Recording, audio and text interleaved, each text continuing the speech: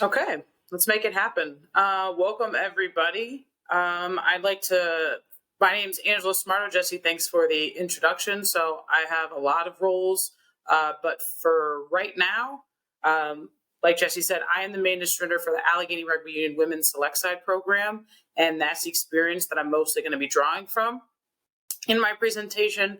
So that's where my focus is going to be at right now. I'm also current acting women's director for NCR and the Open Women's Commissioner, and co-host with Jesse for the weekend. But that's where my presentation is coming from. That's where my experience is, and we have this event, and we've grown into other events, and I just want to share my experience with you. I'd like to draw your attention quickly to the chat. I posted a link. If you are here, you can enter, if you enter your name and a little bit of info, there is going to be a raffle. We are going to raffle off some retro NSCRO gear that we have. And every time you go into a presentation today, that's another entry into the raffle. So if you fill out that link, none of that information will be used for anything other than if you win, then we can just send things directly to you, and then we don't have to try and track everybody down. So that's the purpose of collecting your shipping address. So if you win, you can expect something coming to you in the mail relatively quickly. So please fill out the form. We will be picking some winners here. Thanks for coming. I appreciate it. We started to get a little nervous, like, what if no one comes? So I'm just excited that anybody wanted to come. I know I've never been to an administration presentation before. I've never been to one. They don't really happen. So everything I've learned, I've just learned by experience and on the fly. And if you're new at this, old at this, young at this, whatever you want to do, if you're looking to either get your team more organized, you want to start an all-star program, you have some other kind of administrative questions, I'm happy to answer them as we go along. I am going to start sharing my screen. I have a presentation prepared of some things I thought were going to be useful for anybody who's getting started or anyone who has an existing program. And I was hoping to add a little kind of tips and tricks I've learned. So you can go, that's a good idea. I'm going to add that. Steal all these ideas. If you want to talk to me more afterwards, please contact me and we can have more individual conversations about what your specific needs are. So I'm going to start sharing my screen right now, and then I will click over to my presentation. Jesse, I can no longer see the chat. So can you just give me a confirmation that you can see my screen? Just say, yes, I can see it. Yep, all good. Okay, perfect. I just wanted to make sure. If you have a question while we're going through things, since I'm not able to see the chat right now, feel free to just unmute yourself and ask a question. Or if Jesse, someone asks something in the chat, can you let me know? Absolutely. Okay, perfect. So this is a little slideshow I put together on how to run a selects program. So this is just a candid take on what it takes to get started, building a sustaining program, and to have fun. So like I said, we started our select side program for the Allegheny Rugby Union in 2017. And since then, we've done a lot of different things. So I want to share how you actually run those things. So for a quick introduction of myself, hi, my name is Smarto. That is my real last name. People think it's a nickname a lot. My name is Angela Smarto. Nobody in the rugby world calls me Angela. We're all friends now, so you can just call me Smarto as well. I started as a player at Penn State, and when I moved home, I played with the Pittsburgh Angels, which is now has merged into the Pittsburgh Forge. Talk about that in a second. As a coach, I started coaching when I was 19, when I was still a player. I started with the State College High School girls. I coached them until I graduated. When I moved home, I started the Robert Morris University Women's Club. You can see their smiling faces down at the bottom. I'm the only coach they've ever had there. And as well as the Allegheny Selects. There's a few pictures here. I am a certified referee, and I referee occasionally. Here's a picture of me refereeing in the Alaska Rugby Union Summer League. That's when they compete because of weather, obviously. And here's all the roles I've had as an administrator. Oh, this last one's, and as you can see, it was really easy for me to find pictures of me playing, even a good pictures of me coaching. There's even more pictures of me refereeing. I have been doing administration since I was in college. I started as a match secretary, and I've gone on to have all these roles. And I could not find almost any photos of me, proof that I've done any of these things. These are the two closest I could find. This is one of my favorite pictures of myself. I'm a 20-year-old match secretary with a flip phone talking on the sideline. I just really always thought this is a funny picture of myself, so I shared that. And here's a picture of myself when I was co-president, merging the Pittsburgh Rugby Club with the former Pittsburgh Highlander clubs to make the Pittsburgh Forge, which they're now known as. Those are the only two pictures I could find for almost a decade of administration. So if you're looking at what administrators do, if you go back on these sites, you can see all kinds of programs I've made, events I've run, but there aren't even really any pictures of me at them because I'm the one taking the pictures. So when you're in administration, it's a lot of behind the scenes work. It's thankless, but it's very rewarding if you enjoy giving back to your community. So we're going to, a little bit of interaction here. When you think of, you're going to have to shout out and unmute yourselves because I can't see anything. So when you hear and think of select side rugby, because that's what we're talking about all this weekend. When you hear the phrase select side rugby, what are some things or images or the types of players that come to mind? So anybody feel free to shout out what you think of when you hear select side rugby.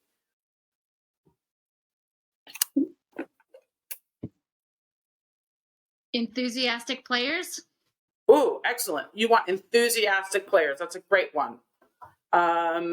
Anything else? What else do we think of when we think of select players? I certainly think of, advanced technical skills. Yeah, you think of excellent. So you think of players who are really good, right? You think of the best players that you know. Anything else that comes to mind? Competitive players. Yes. Competitive players, people who want to challenge themselves. Good. Let's go one more. Well-rounded. Ooh, well-rounded players who can do lots of things, right? Okay, so I think all of those are all perfect. You're leading. I was really happy you guys went this way. You're probably thinking of specific programs. The USA Rugby South Panthers, they're a very well-run program. This is the picture of the Atlantis Sevens, excuse me. And you're thinking of elite athletes performing at their best, looking really tight and spiffy, really fit players, traveling, and then bringing home medals, right? That's what you think about with select side rugby. People who are dedicated rugby athletes who excel in their skills and winning. That's kind of what it comes down to. People you go this because you want to go win. You want to go win that tournament. Now, this is great. This is certainly a side of select side rugby. But what, in my experience, when I talk to people, these images and ideas can be scary for people because they think they don't know how to do this. Or they think about the players that they have available to them and they can't find these players. So when we're talking about select side rugby, I thought was really what you guys said was, enthusiastic players. So if you're talking about enthusiasm, I've got a group of enthusiastic group for you. This is the first select side team that I ever put together. Okay, this is from the Midwest U23 tournament in May 2017 outside of Chicago, Illinois. So when you see this group of players, they don't really look like the players that there were before. There are some great players in this photo, but there's also some not that great players in this photo. And that's okay, because these 17 players were willing to drive 10 plus hours in cars with strangers, pay a fee to go play in a mud bowl to lose because they wanted to go play more rugby. They wanted to challenge themselves and they wanted to put themselves out there. So for me, when I'm thinking about select side rugby, I want people who are willing to go that extra mile, who understand that it's a sacrifice of time, it's a sacrifice of money, and it's for people who might say, we might not win, but I'm going to get better. And when you're an administrator, it's your job to provide those opportunities for those people. This group, there's a few more pictures of them just because I don't know if they're photogenic or what, but they're just a very goofy group, and they were really fun to have as my first experience. And since they had such a great time, I wanted to keep building out our program, which would lead into our sevens as well. So when you're looking to start your program, these are just the basics that you need. You know, when you look at the Atlantis program or some other ones, you think like, man, I'll never get there. It does not have to be something that's so overwhelming or something so big that you think I can't do this. The most important part, number one, if you are willing to do it, you are the right person for the job. If you think your community needs this program and no one else is going to do it, and every year you're looking to the left and to the right and no one's stepping up to the plate, you are the right person for the job. If no one else is doing it, you are not going to be any better or worse than anybody else at it.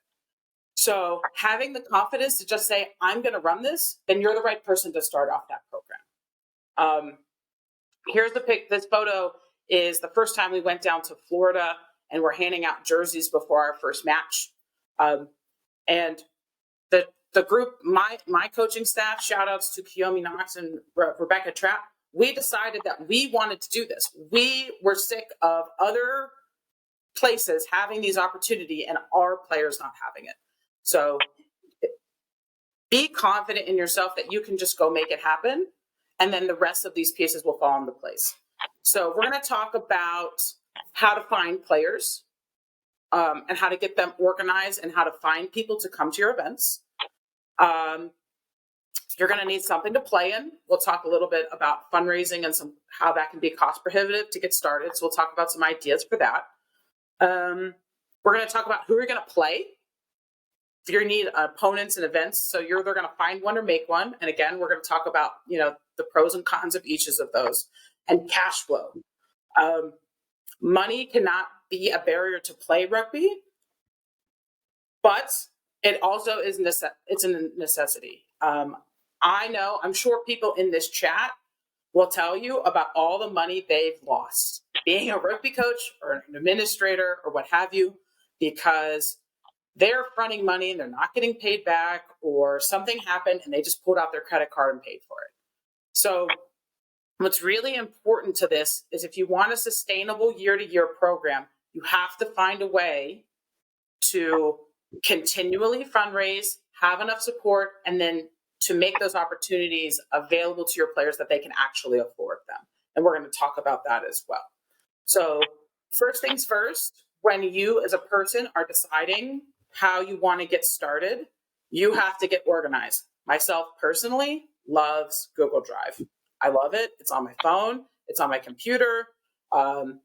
It's the best, that's what I like about it, because I can access it anywhere and I can monitor it in real time.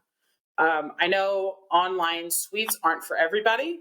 So maybe you just feel comfortable with like Microsoft Office or whatever, or you just want to use paper and pen. It doesn't really matter what you use. It just matters that it works for you. That being said, you also, once you are starting, and I also just have a notebook and I keep a running tab of daily tasks on my personally. Once you find your team, you need to have a system that you can communicate with them effectively.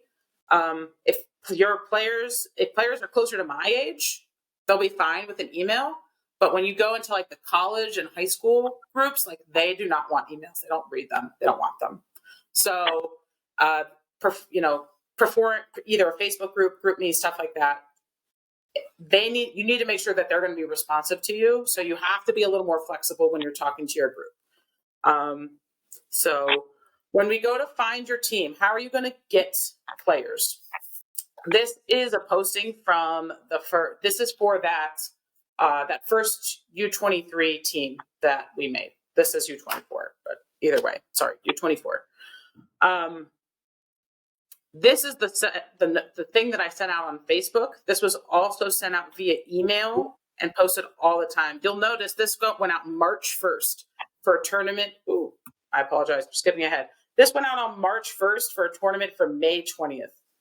So that's almost 3 full months to give people time, notice, to put their name in the hat and to get this idea going. When you're starting, you might not find the enthusiasm that you think, and you might not be attracting the players you want. So make sure people have plenty of time to digest what you're trying to do, and you have to badger them like crazy. It's a lot of work. You just have to keep posting and sending it out and sending it to individuals and coaching. It is a lot of work on your end. You'll notice I use Google Docs to collect player info right here. It's right in this same post. So if somebody was interested, it's 1 click away. They can do it right there. They don't have, I'll do it later because it's somewhere else.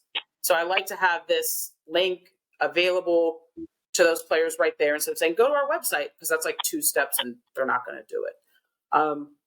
So this is from a Facebook post. And then here's from an Instagram post. I have a couple tips on this slide. You'll see from my first post, this one's a little more aesthetic. You get a little better after you do this for a while. Is someone asking me a question? Nope. No, Okay. You're okay. right. I thought I heard somebody. It's okay. So on Instagram, you can put the registration link. You have to put it in your profile because you can't add it directly to your text. But especially the younger your players, they're going to know how to work that. So that's an easy thing that they're used to. So here's a couple things about trainings. I'm going to start up here in the top left. We used to call them tryouts. We said, we're having a tryout for an all-star team. And guess what? People were scared of tryouts. The best players in our league thought that they were not good enough and they were not going to make it. Especially if you're going to be doing women's, you'll see this more on the women's side. Tryouts are scary and people think they're not good enough and they won't come at all. So we changed our verbiage to say that this was an open training and it's more of a scouting event. And when we changed it to training, what we saw is not only do we have more people, but more inexperienced players would come and they were still learning. They were not ready to be selected for the event, but they were learning new skills. They were getting different coaching and they were getting used to our program and the types of things we like to see. So part of our ultimate goal as a union is we want all of our teams to be more competitive. So our big motto is rising tides lift all ships. So if a rookie comes out to this training, they're not ready to get selected and they know that, but they learned and they got better in those couple hours. They can go back to their home team. They're going to improve their home team. And then that's better for the region as a whole. So we find that using the verbiage training is a lot more welcoming and we get more people. And then from that training, we scout out our players from there. Number 2, when they show up, all of these people that you don't know, take their picture. I picked on Alex Massari. She actually was eventually selected to the NSCRO select side that went to the Vegas tournament. But I didn't know who she was. I don't coach her. But I had this picture of her when she registered. So when I went back and I knew who she was. Sometimes you'll see people either try to put name tags or numbers on players. And then what happens is they put it on their hoodie and then they get hot and then they take their hoodie off and then they lost their name and their number. So this way, you're not trying to keep a name tag on your shirt on a rainy day. You can go back and match that player's face to the things you remember from that session. The last thing, when we talk about cash flow, here's one of those little things. We ask all players show up with $10, and that is kind of the beginning of you paying for your event. So if you have 30 players show up, but you can only take 12 to a sevens event, you already have $300 going towards the van or the t-shirts or whatever you have to buy. It's not It's not a barrier. $10 is pretty affordable for most people. But I will say this, like I said, money's not a barrier to play. If a kid shows up with $5 and says, I could get you the other $5 next week, I get paid and this and that, just take their $5 and tell them they're fine. Do not make them embarrassed. Do not make it a big deal. That $5 is not going to make or break your program. And they will be so grateful that you are understanding that they're low on cash. If a kid this happens to me, I have kids come paying in quarters in their laundry money. I'm not accepting quarters in my bin. I just say, don't worry about it. And they're very thankful. And then that kid, they're all the more happy to help pick up cones and go refill the water bottles and those types of things to repay you because they feel grateful. So you certainly do need to accept some money, but if they're paying in quarters, you need to understand that not everybody can afford everything. Okay, we're going to look at a couple. Yes. Real quick, sorry. I think you might be on here twice, maybe with a phone by accident. You're no longer sharing your screen. Oh. Okay. Oh, look at all these people who came. I will start again. I didn't see most of these people come in. I will start sharing again. Hi, everyone. Can everyone see my screen again? Yes, you're good now. Okay. So sorry to everyone. Thank you for. Sure.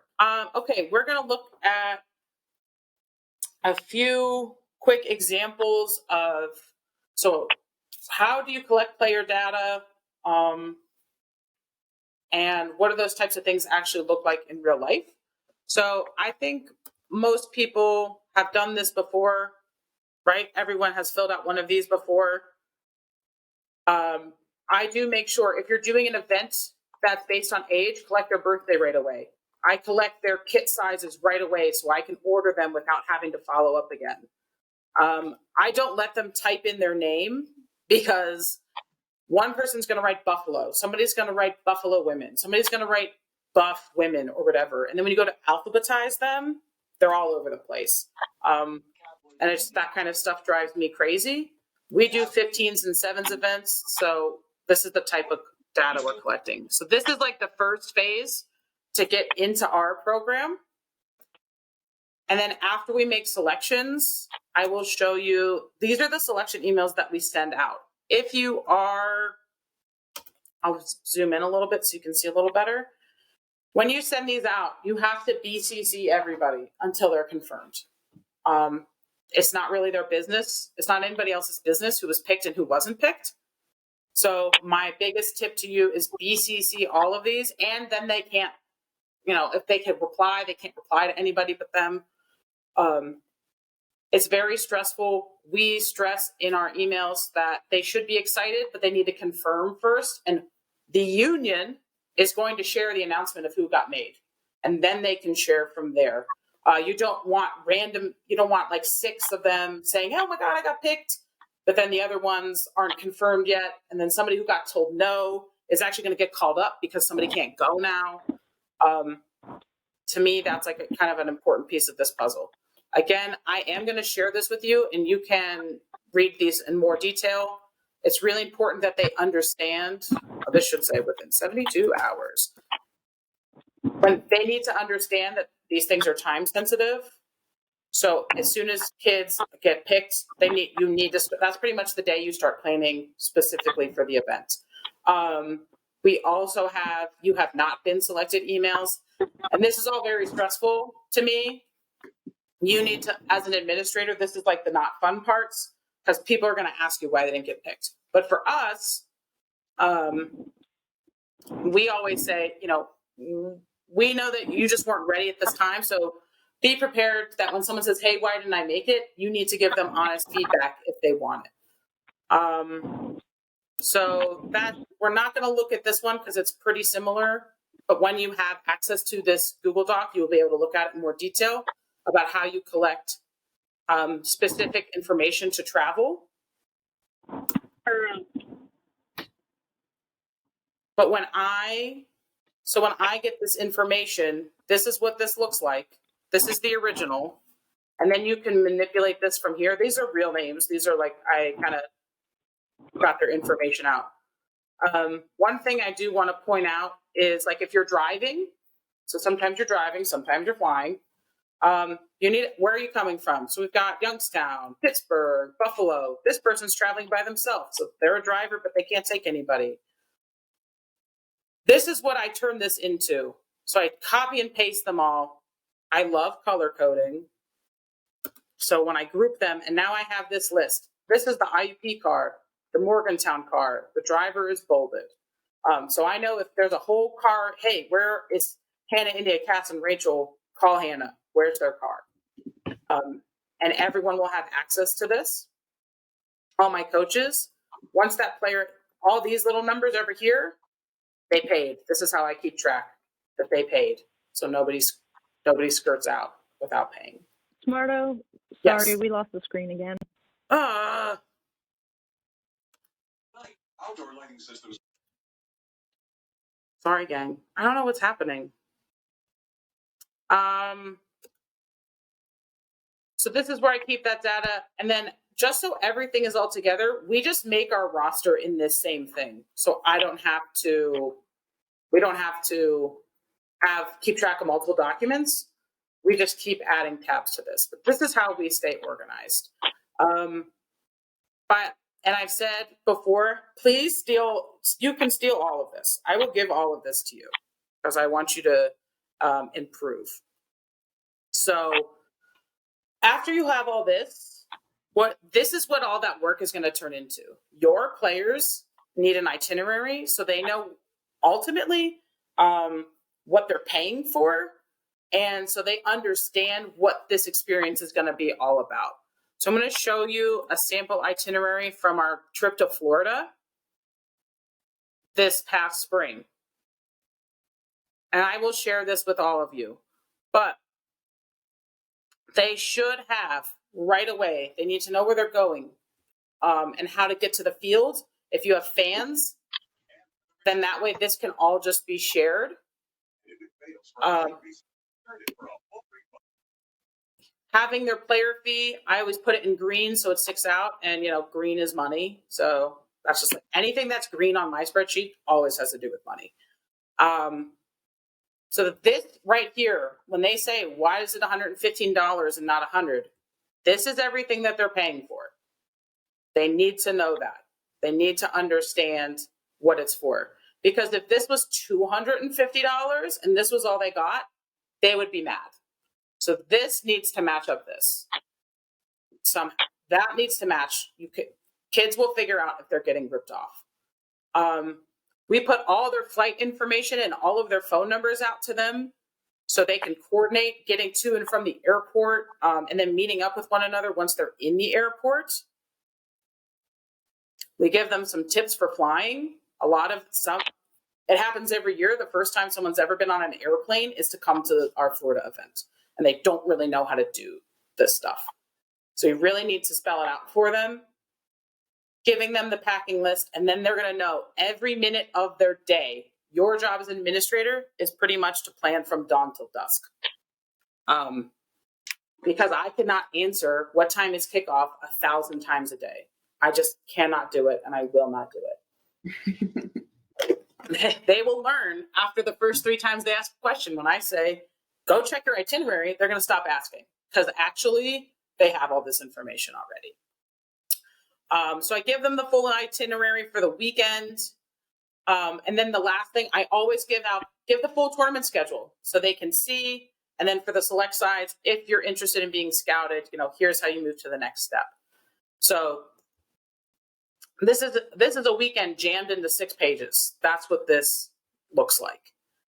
When you give that out, you're setting those expectations for your players. So they need to know if you have a dress code, tell them what they have to wear. I told these kids, when we go out in public, you will not wear like leggings or basketball shorts with paint on them. Like you have to wear pants with a button in the zipper, jeans, khakis. Do you have a fitness program that they have to do? And make sure they get something cool that they get to take home. This is one of my favorite pictures of the first time we gave away kit. And those are dollar cinch bags that I got from the dollar store. I had to go to 2 to get enough. 2 stores. They opened those up. There's like 2 t-shirts and a hat in there, and they were so excited. They do not care about the hotels or the vans or any of that.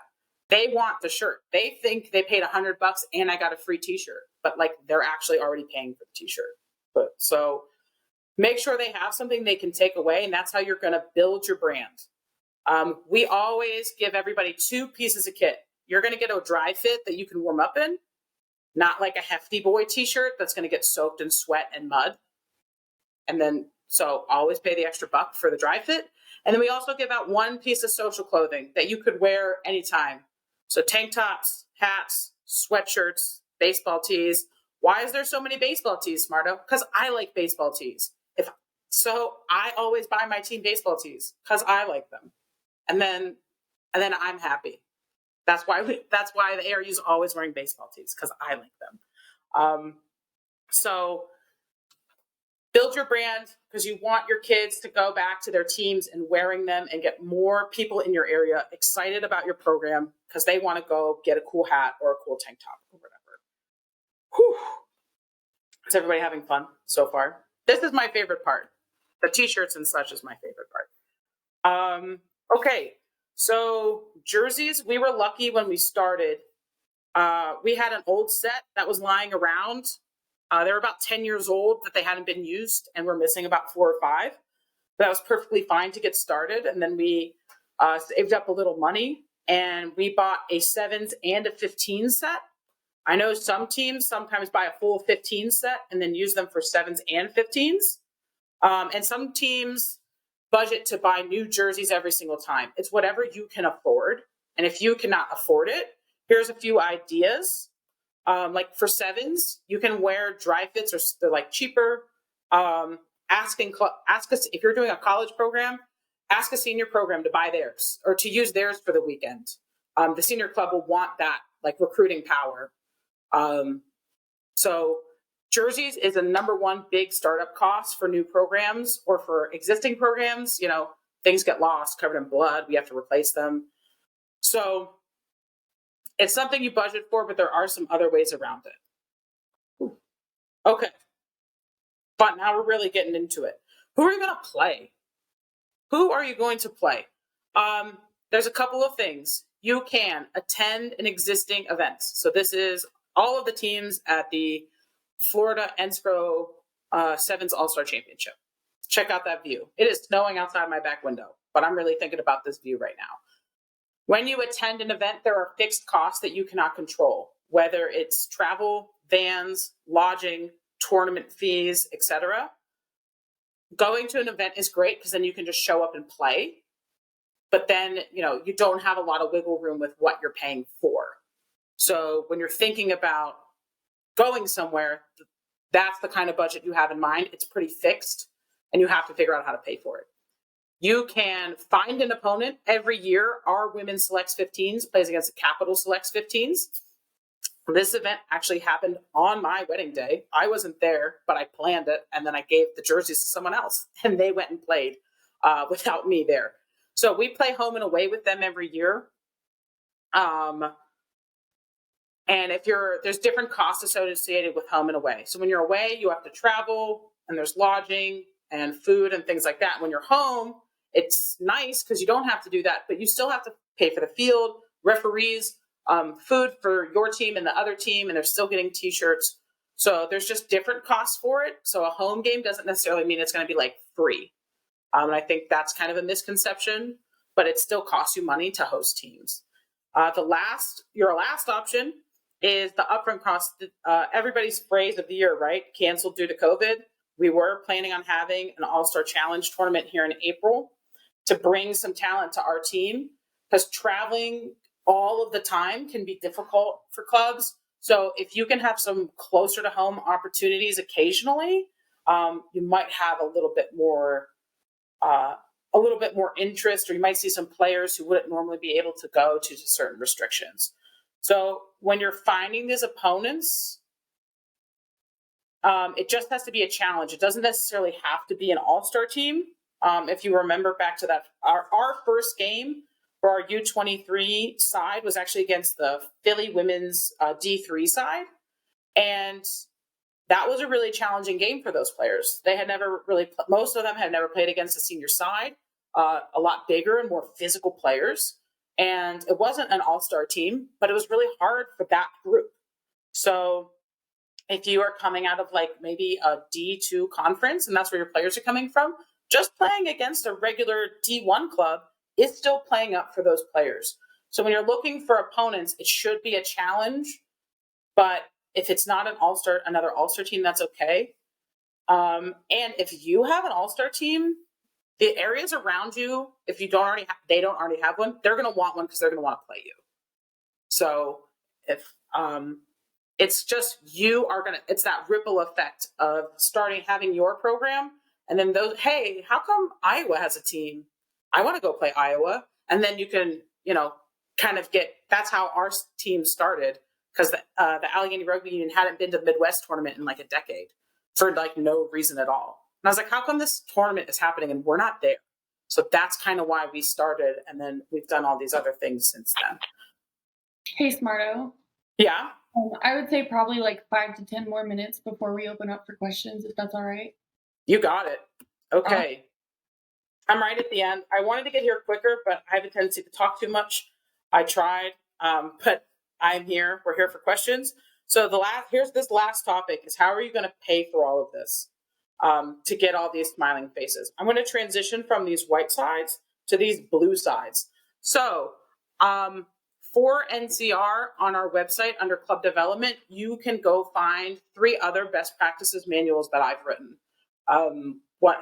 There's one for recruiting, high school recruiting, on-campus recruiting, and player retention. These next slides are going to be part of a grander fundraising one that I hope to get done and up this month. But this one specifically is about funding your all-star program. And we've already talked about how money's not a barrier. And the easiest way to do this, here's this last piece. Here's the last thing you need, is you need a budget. And you might be thinking, people who haven't done this before, and you're thinking, how much does it cost to get 15 people to Florida from the Northeast in the middle of January? This is what it costs. It costs about $4,000, and that doesn't include anybody's flights. That's the bare minimum.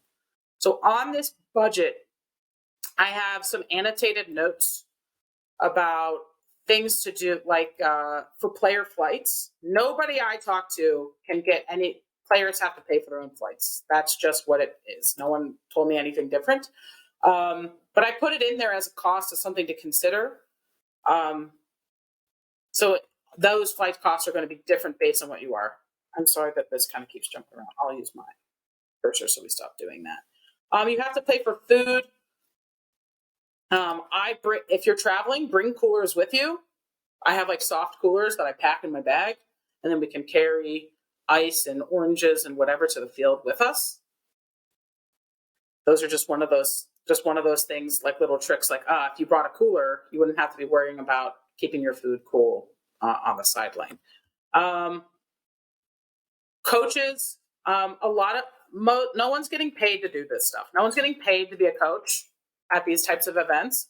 But I will say, if you want the same coach, if you want to build program sustainability, you have to find a way to support them. You cannot expect other people to pay hundreds of dollars a year and just to get a t-shirt and say, thank you for your time. And shout out to everybody on this call who probably does that.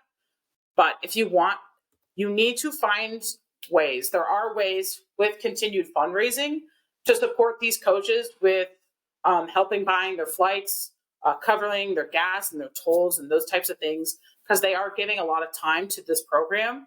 So the program should find ways to make it sustainable for that coach to continue if they don't have the money necessarily to pay for it themselves.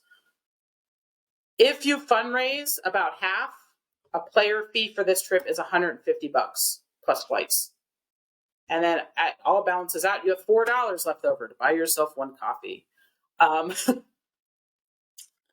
I have about a little bit more time before we want to start taking questions. I want to show the following slides here are more examples of how do you actually fundraise for it.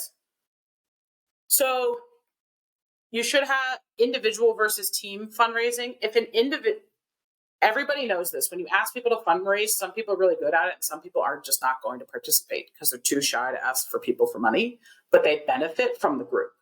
So you should have some sort of availability for an individual player to get money back into their pockets directly to help with their own costs. There's a few ways to get money. If you have a conference that supports your team, some of the conference dues can go towards your all-star programming. There's always I've been to a lot of AGMs, and there's always complaining that everybody pays this money and then only certain players get to benefit, but the players who benefit, it's good for the union and blah, blah, blah. So that number, you have to figure out what's best for your locality. But I will say that investing in your select side program will make all of your other programs stronger for kind of all this other stuff that I've touched on already. So conference dues. Occasionally, the university where these players are coming from will support that player. They might buy a flight or cover their fee out of your team's budget or some other sort of funding that they have. It's always free to ask. So that's another way. There's a couple things I definitely want to show you. So I apologize for rushing at the end. I knew I was going to talk too much. I really try, guys. This is my team. We do an online fundraiser every year. We raise over $1,000 every year for this, just for this trip. Because it's so expensive to travel with flights. So this website, Rally Up, will run a raffle for you so people can buy tickets and run the raffle and pick the raffle for you. I do it myself through Google Forms because I don't want to spend that money. I don't want to give up 10%, which I think their service charge is like 10 or 15%. I'm sure there's other websites like this. I don't want to give up that money. So I run it through Google Forms, and I will tell you that it is challenging, but it's doable. If you're interested in doing that, we can go over that more individually. GoFundMe is a classic. Here's the upstate New York team raised almost $1,000. If you share it all the time, that's a good way to, crowdsource that money. Here's one that's a little out of the box is airline miles donations. If you know people who are business flyers and they have tons of miles they don't know what to do with, ask them, will they help a player who really can't afford a flight? Or will they pay for your coaches that way? If you know some, as adults, if we know people in our adult community who will support us, can we come up with some airline flights for that? Kit sponsorship is a classic. I have an example letter here of how to ask a business for money and why they should. Definitely ask other rugby clubs for the level above you. So in the college realm, ask a senior club. So you can see this is the Great Waters shirts, Chicago North Shore, Minnesota, the Amazons. Tell them that when you wear your shirts, we're going to take pictures. We share them on our social media. We usually get 1,000 likes or whatever. They want to know that so they know that their brand is going to be out there. This very last, you have to say thank you to these people. When people give you money, you have to write thank you notes. If you're in a place like Florida, you can go get postcards and send them home to businesses. And that's a nice touch. If you're in a place like Fort Wayne, Indiana, you might not be able to find a postcard, but you can get a blank note and have the whole team sign it, send it back home to those businesses. And they're really appreciative for that. This is still going on with the sponsorship. When you run an all-star program, you have to bring your own stuff. You have to bring your own balls, your own med kits and things like that. So by reaching out to different outfitters, this is Front Row Outfitters or another company you might have a relationship with. Can you offset some of your costs, whether it's, $60 on practice balls or $100 on t-shirts? Can you cut a deal with local businesses to help save on your costs? Buy a few extra t-shirts. So usually every year I have some parents, I have some family and friends. They want to buy the t-shirt after their daughter was selected. They get excited. Sell them at a small markup to them and help pay for your bananas. for the sideline. And the last one, ask your alumni for support. If they had a good time, it shouldn't be a big deal for them to donate back into the program. So we ask, when you're asking for donations, ask for very specific things. Hey, can you chip in $15? This $15 is going to pay for like one player at the Saturday night barbecue. If you just ask for money just because, people are less willing to give. But if it's like, oh, I'll cover somebody's meal, I'll cover somebody's t-shirt or whatever you want to phrase it as, that makes people more willing to donate because they know exactly what that money is being for. It's just a little more transparent. Whew. So here's my last slide about being an all-star. I kind of lied earlier when I said my first all-star experience was coaching at the U23s at Midwest. That's a lie. My first all-star experience was actually moonlighting for a weekend as an Eagle for the U20 women's national team. If you're about my age, you probably recognize a lot of people in this picture, but the most famous person in this picture, without a doubt, is Katie Johnson, aka KJ. She's our keynote speaker tomorrow at 12, and she's going to talk about what it's like to be an Olympian. She was on the Rio de Janeiro team in 2016, and we're really excited to have her. And I met her this way, and she came back as a coach for the Prairie States at our last tournament. It was really cool to kind of talk with her a little bit, because here's me. I'm on this team, and I was never going to be an Olympian. That was never going to be in the cards for me. But at this tournament, I learned a lot. I learned a lot as a player, and you see how things are run.